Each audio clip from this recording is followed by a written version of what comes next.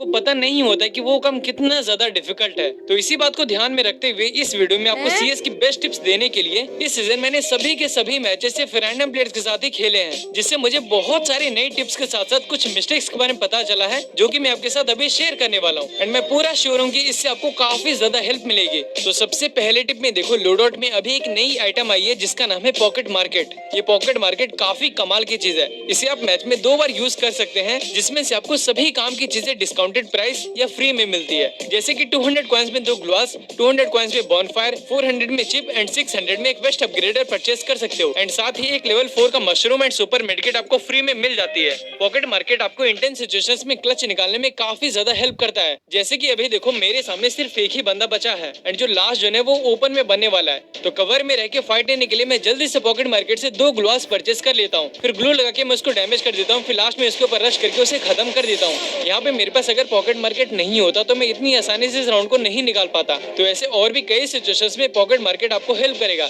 जैसे कि आप ओरियन का यूज करें, अगर आपके पास ईपी खरीदने के लिए पैसे नहीं बचे हैं तो आप पॉकेट मार्केट से फ्री में लेवल 4 का मशरूम परचेस कर सकते हो। अब सेकंड टिप काफी ज्यादा इंपॉर्टेंट है।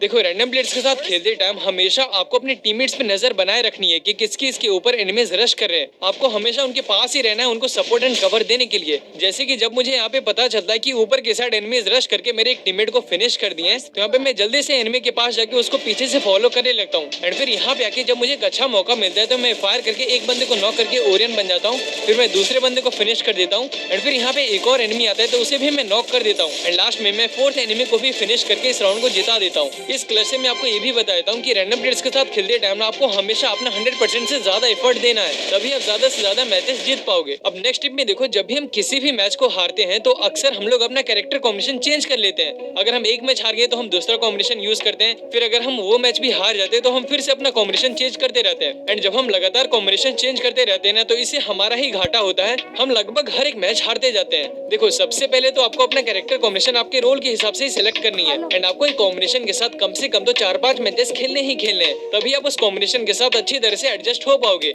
एंड देखो कैरेक्टर्स के साथ साथ ना पेट भी हमें काफी ज्यादा हेल्प करता है। तो भी मैं आपको आपके रोल के हिसाब से किन किन पेट्स का यूज करना चाहिए मैं आपको बता देता हूँ। अगर आप एक नेडर हो तो आपको बेस्टन का यूज करना है। एंड वहीं अगर आप ओरियन का यूज करते हैं तो आपको ओटेरो पेट का यूज करना है। एंड अगर आप क्लू का यूज करते हैं तो आपको हुड पेट का यूज करना है। एंड वहीं अगर आप दिमित्री, होमर या फिर तात्सुया जैसे कैरेक्टर्स का यूज करके नेडिंग नहीं करते हैं तब आपको रूकी पेट का यूज करना है, जिससे कि आपके एक्टिव स्किल्स और भी जल्दी रिचार्ज हो जाएंगे। एंड रैंडम प्लेयर्स के साथ खेलते टाइम ना आपको पैसिव कैरेक्टर में जरूर से मोगो का यूज करना ही करना है, क्योंकि मोगो की वजह से जब एनिमीज के ऊपर मार खाएगा ना तो आपका कोऑर्डिनेशन काफी ज्यादा बढ़िया हो जाएगा। अब 4th टिप में जब भी आप रश करते हैं ना, तो अगर आपके पास ग्रेनेड्स होती है तो आपको जरूर से ग्रेनेड का यूज करना है रश करने से पहले, क्योंकि अगर आप एनिमीज को ग्रेनेड से सिर्फ डैमेज भी कर देते हैं ना तो भी वहाँ पे आपको काफी ज्यादा एडवांटेज मिलने वाली है। आप फिर काफी आसानी से रश करके उस बंदे को खत्म कर सकते हो। अब अगर आप ओरियन का यूज करके ग्रेनेड करते हैं ना, तो मैं आपको काफी अच्छी टिप बता देता हूँ। देखो जब आप किसी कवर के पीछे रहते हैं वहाँ पर अगर कोई एनिमी आपको स्पॉट करके आपके ऊपर रश करने लगता है ना, तो जैसे ही वो रश करने लगता है आपको जल्दी से ग्रेनेड को कुक करना स्टार्ट कर देना है। एंड फिर जैसे ही वो आपके पास आता है तो आपको जल्दी से उस ग्रेनेड को सामने वाले कवर पे मार के अपनी ओरियन कैरेक्टर का स्किल को ऑन कर लेना है। फिर इसके बाद वो बंदा ना काफी आसानी से नॉक हो जाएगा। अब जो 5th टिप है ना, इसे आपको हमेशा ध्यान में रखना है रैंडम प्लेयर्स के साथ रैंक पुश करते टाइम। जब भी आप किसी भी एनिमी को स्पॉट करते हैं ना, तो आपको कभी भी पहले रश नहीं करनी है। आपको हमेशा अपने रैंडम टीममेट्स को पहले रश करने देना है, फिर उसके बाद आपको रश करनी है। जैसे कि यहाँ पे देखो, जब मेरा होमर सामने वाले एनिमीज को हिट करता है ना, तो मैं उसके ऊपर रश नहीं करता हूँ, मैं पीछे आ जाता हूँ ग्लूवाल लगा के। फिर जब मेरे टीममेट्स रश करके फाइट लेने लगते हैं ना, तो एक अच्छा मौका देखिए मैं उनके बीच घुस जाता हूँ एंड दोनों एनिमीज को मैं डैमेज करके नॉक कर देता हूँ। एंड फिर जो लास्ट एनिमी होता है उसे भी मैं कवर से फायर करके उसे खत्म कर देता हूँ।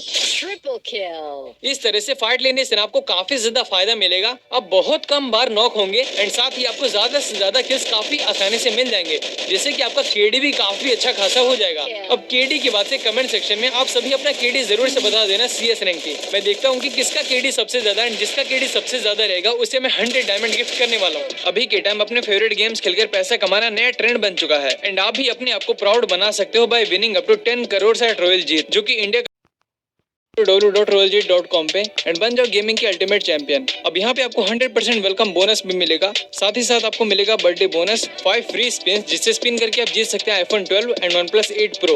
एंड साथ ही डेली आपको मिलेगा 1.2% स्लॉट रिबेट और हर एक रेफरल पे आपको मिलेंगे 300 रुपीज। एंड लास्ट में हर थर्सडे को स्लॉट के 2 टाइम्स रॉयल्टी पॉइंट्स भी मिलेंगे। तो लिंक आपको कमेंट सेक्शन में मिल जाएगा, जल्दी से जाओ और स्टार्ट करो। अब 6 सिटी में देखो, जब भी आपके मैचेस में क्लॉक टावर या फिर डेका स्क्वाड जैसे राउंड्स आते हैं ना, तो ऐसे जगहों पे ना आपको जल्दी से भागते हुए बीच वाले मेन घर में आ जाना है। जब आप इस घर में आ जाओगे ना तो यहाँ से आपको काफी ज्यादा एडवांटेज मिलेगा। इधर से आपको एनिमीज के लोकेशन का काफी अच्छा खासा व्यू मिल जाएगा, जिससे कि आपको फाइट लेने में काफी ज्यादा आसानी होगी। एंड क्लॉक टावर वाले राउंड में ना आपको एक चीज का बहुत ज्यादा ध्यान रखना है, आपको कभी भी यहाँ पे इस साइड वॉल के पास नहीं रहना है।